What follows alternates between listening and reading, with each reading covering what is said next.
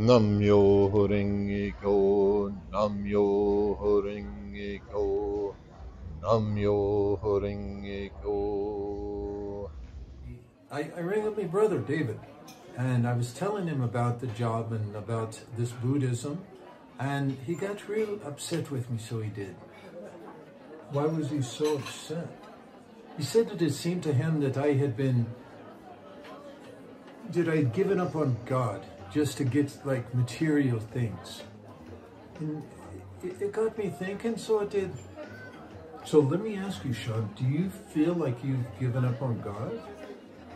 Well, yeah, I think I have, right? There's no God in Buddhism, right? Well, we don't use the same terminology, but in my opinion, I think we're trying to connect to the same thing. Really? How would that work then? So how would you describe God? Well, first off, I would say that, God is everywhere. And I would say that he punishes evil, rewards good. And I guess I would add that he's always been here and will always be here. So doesn't that sound a little bit like the law of cause and effect? No, I don't think so. What do you mean? I mean, doesn't the law of cause and effect pervade everything all the time?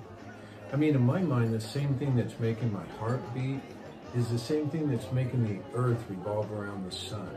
It's the same thing that's making the trees, whatever this thing is that's, making the planets move and my heart beat and the trees grow.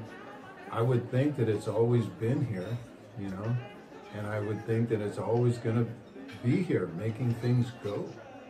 So what's this thing you're talking about?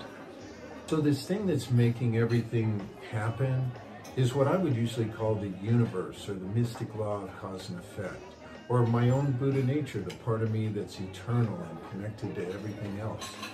But is it really that much different, what I'm describing, is it really that much different than what you would describe as God?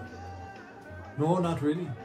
Actually, it sounds pretty much the same, so it does. Myoho Renge Kyo, Myoho Renge Kyo, Myoho Renge Kyo.